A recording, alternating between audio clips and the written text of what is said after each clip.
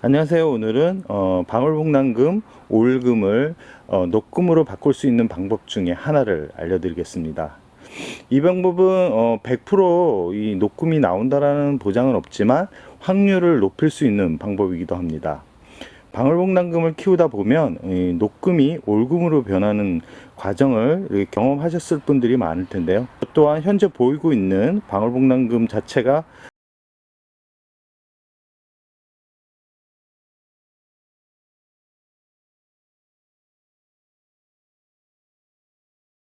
수박금이었습니다. 수박금이었는데 지금 금 가지를 이렇게 보시면 아시겠지만 올금으로 지금 많이 나온 상태입니다.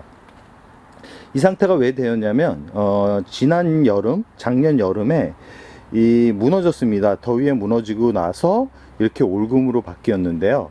한번 이 데미지를 받고 나서 이렇게 올금이 나왔을 때는 참 난감합니다. 난감하지만 이 해결할 수 있는 방법이 있는데요. 그 방법을 오늘 알려드리겠습니다.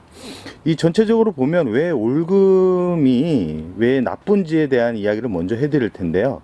이 올금은 전체적으로 이렇게 녹이 잘 들어가 있는 그 잎들과 어우러져 있을 때는 잘 삽니다.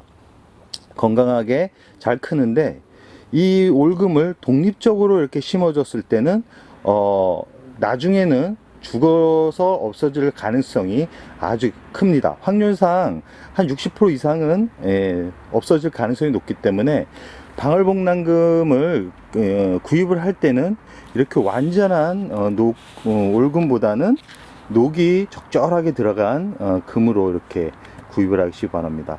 이 가지에도 올금과 녹금이 이렇게 교차되는 그런 모습을 볼 수 있는데요. 이 방울복랑금의 이게 참 단점이 뭐냐면 이 꽃대가 이 생장점으로 나옵니다. 생장점에서 나오기 때문에 어쩔 수 없이 줄기를 잘라주게 되는데요. 그러면 어떻게 보면 그게 커팅이 돼 버리기 때문에 이 올금이 나올 가능성이 농후해집니다. 이 방울복랑금은 커팅을 많이 할수록 경험상 봤을 때 올금이 나올 가능성이 높고 이 녹금 자체가 약해지는 그런 경향이 있었습니다.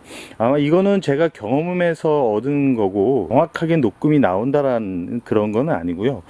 경험상 많이 잘라 보니까 결국은 올금으로 이렇게 많이 변하고 나이가 들면 올금이 나올 가능성이 아주 농후하다. 그러면 이런 올금이 나왔을 때 어떻게 녹금으로 이렇게 바꿀 수 있을까요?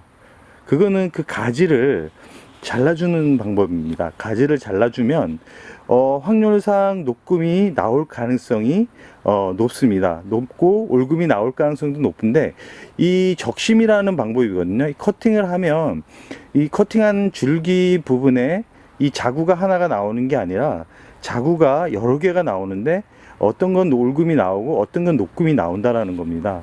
100% 녹금이 나오면 좋은데 확률상 그게 좀 희박한데요. 그러면 이 어떤 부분을 잘라 주어야 그나마 올금과 녹금이 적절하게 나올 수 있는지 그 부분에 대해서 알려드리겠습니다. 가지를 잘라줄 때는 이 어떻게 보면 이쪽에 있는 이 본진이라고 말씀드릴 수 있는데 이 부분을 자르기보다는 이 아래쪽 부분을 잘라주는 게 이 달걀을 건강하게 키울 수 있는 방법입니다. 이 농촌 같은 데서 보면 이 가지를 더 풍성하게 하기 위해서 전지 작업을 해주는 거라고 똑같은데요. 이 방울복랑금도 방울복랑금 이외에 다육식물 같은 경우는 가끔은 이렇게 전지 작업을 해주는 게 다육이를 풍성하게 만들 수 있는 방법이라고 생각을 합니다. 그럼 이제 제가 지금 하나를 잘라 놓은 모습인데요. 이거 어디를 잘랐냐면 이 안쪽에 보이시나요? 안쪽에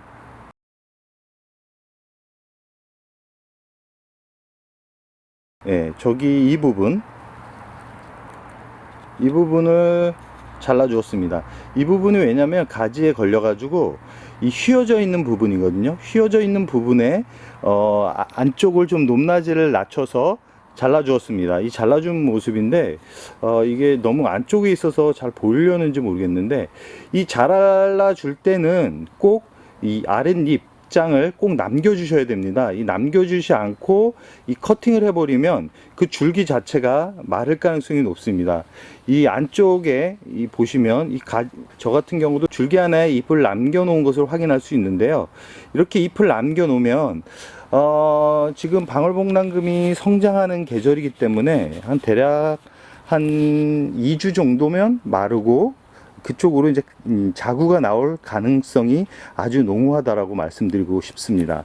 지금 방울복랑금 꽃대를 잘라준 모습인데요. 잘라주고 이렇게 보시면 안쪽으로 자구가 좀 나오는데 이게 너무 작아서 이게 눈에 보이지는 않는 것 같습니다. 좀 자란 모습을 확인할 텐데요. 이 보시면 아시겠죠? 이렇게 자구가 듭니다. 중간에 꽃대가 나와서 꽃대를 잘라준 모습인데 이 방울복랑금 자체가 참 이 생장점에서 꽃대가 나오면서 이렇게 번식을 하는 그런 특징을 가지고 있기 때문에 참 이게 가지에서 꽃대가 나오면 그 부분만 잘라주면 되는데 이 생장점에서 이 꽃대가 나오면 참 애매한 그런 상황이 벌어지기 때문인데요.